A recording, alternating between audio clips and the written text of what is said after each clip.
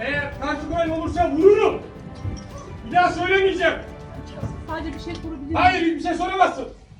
Hadi! Korkma! Korkma yürü!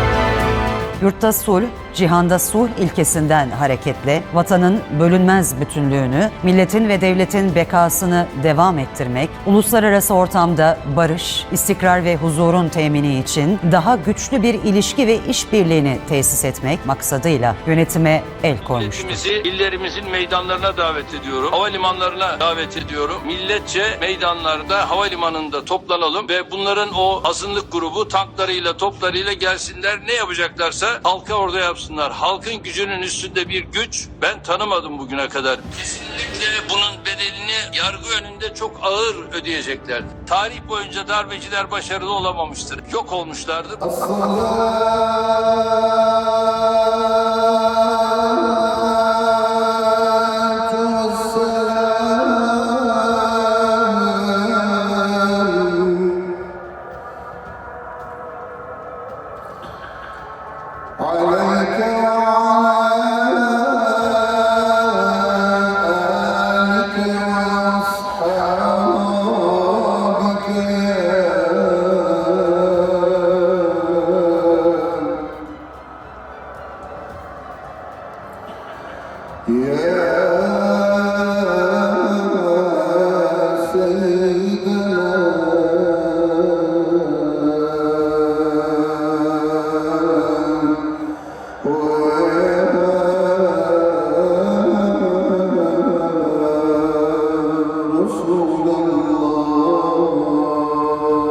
Bu ülkede milletten daha güçlü olanı yok. Ve ben şu anda da tüm milletimizi meydanlara davet ediyorum. Havalimanlarına davet ediyorum. Biz ölümüne.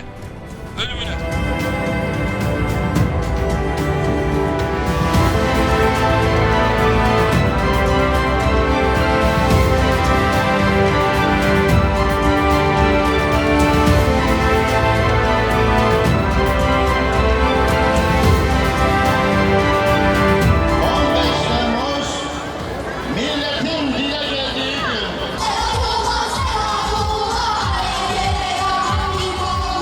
Bu darbe topyekun halka karşı yapıldığı için Hüdapar olarak bu darbenin karşısındayız ve karşısında olmaya devam edeceğiz.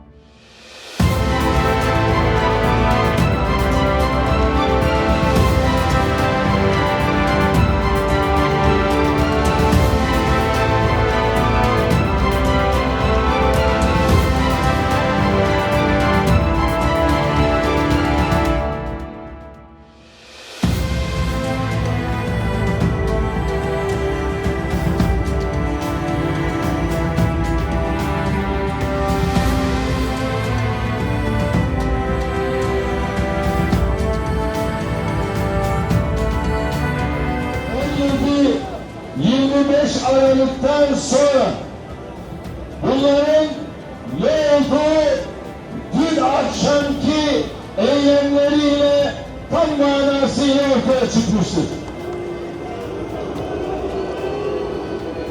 Görüldüğü gibi terör eyleminin tam manasıyla örneklerini dün akşam verdiler.